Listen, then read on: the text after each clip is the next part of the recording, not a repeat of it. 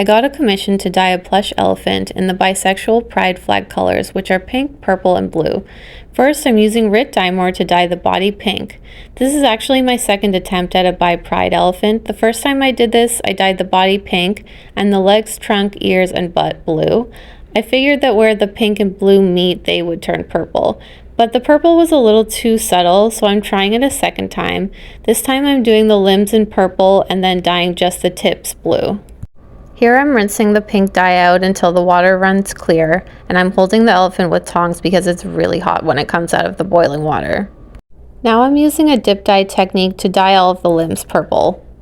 The purple is actually looking really nice against the pink. This would be a good color combination on its own. But this one is for a commission, so we're dyeing the tips blue.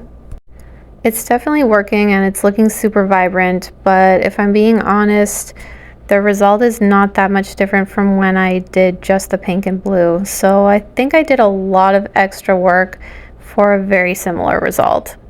Here's how it turned out.